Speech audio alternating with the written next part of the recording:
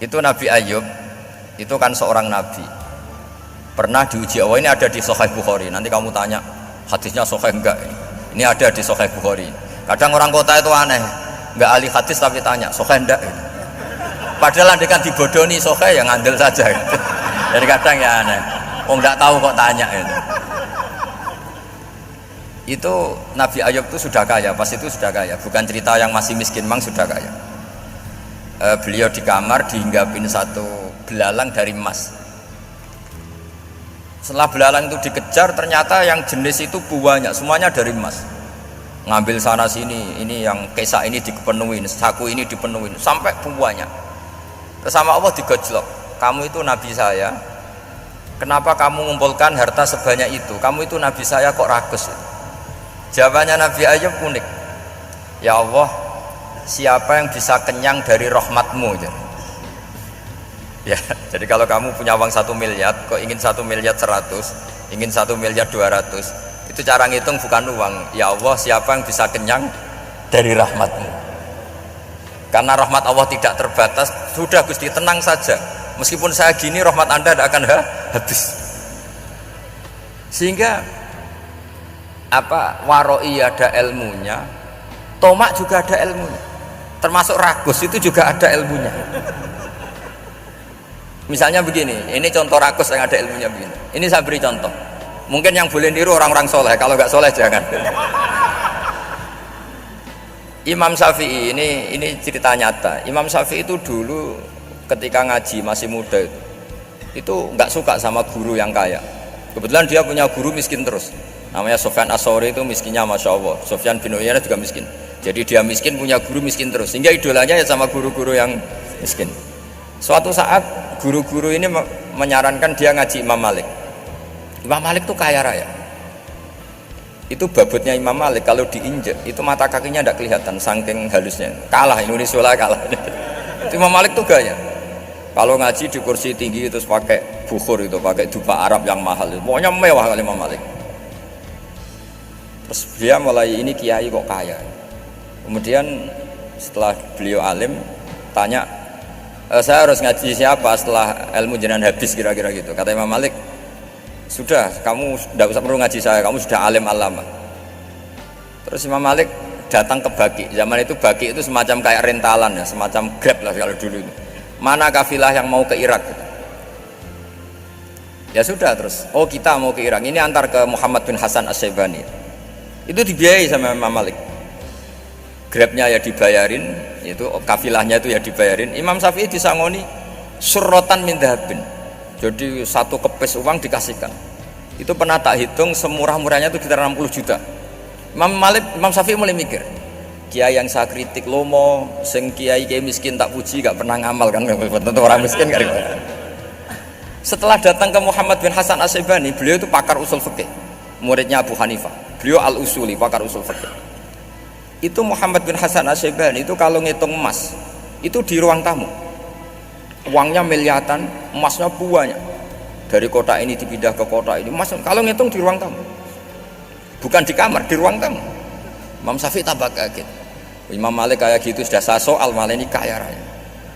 Setelah Imam Syafi'i kelihatan kaget, digojlok sama Muhammad bin Hasan As-Syaibani karena beliau senior.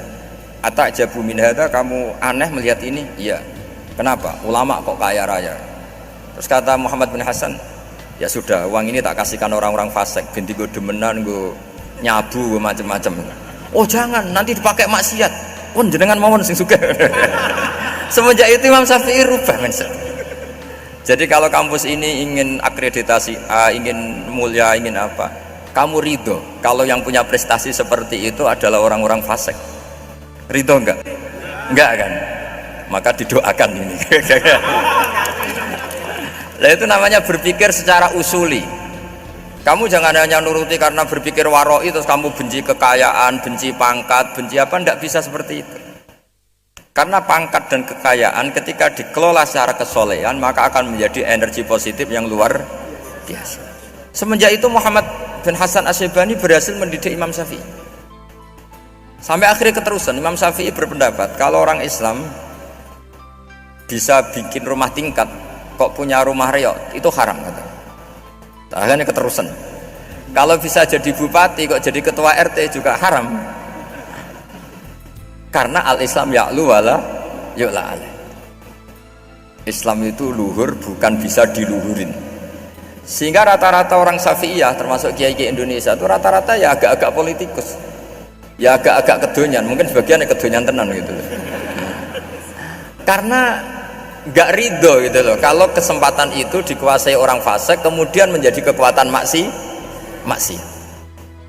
Coba kalau bupati itu orang yang fasik, kemudian programnya supaya rakyat seneng semalaman dangdutan yang purno misalnya, supaya rakyat seneng dibolehkan dugem, dibolehkan judi.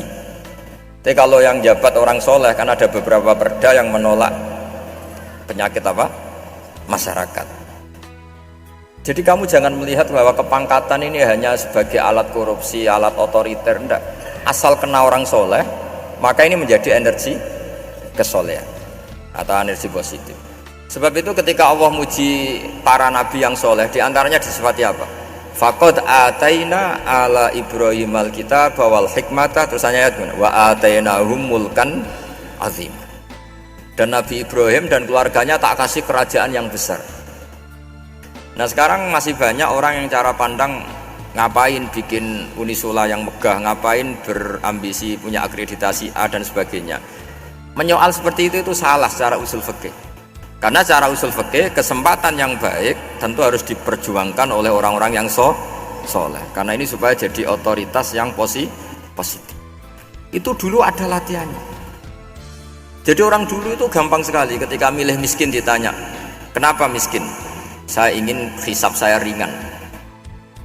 Tapi ketika mereka kaya yang soleh, supaya harta ini tidak dipakai orang yang nanti dipakai maksiat.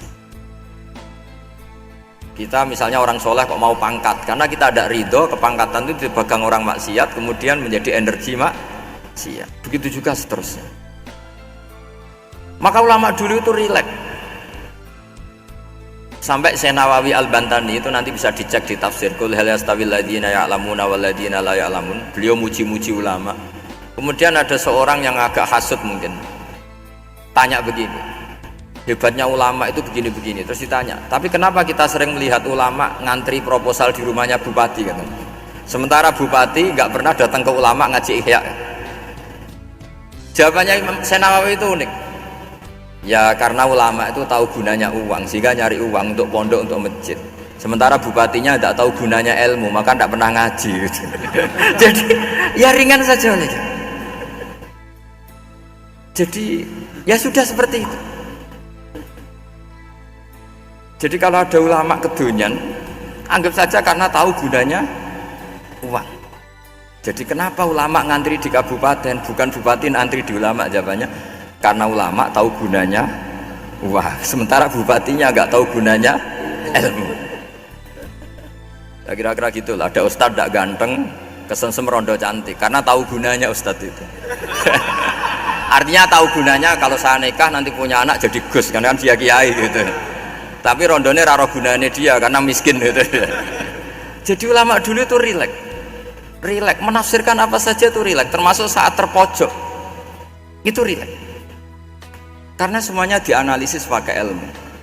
Sehingga ciri utama wali itu apa? Ala inna awliya Allahi la khaufun alaihim walahum yahzanun. Enggak ada rasa takut, enggak ada rasa gampang. Karena melihat sesuatu itu gampang saja. Saya ulang lagi, melihat sesuatu itu gampang saja, ringan.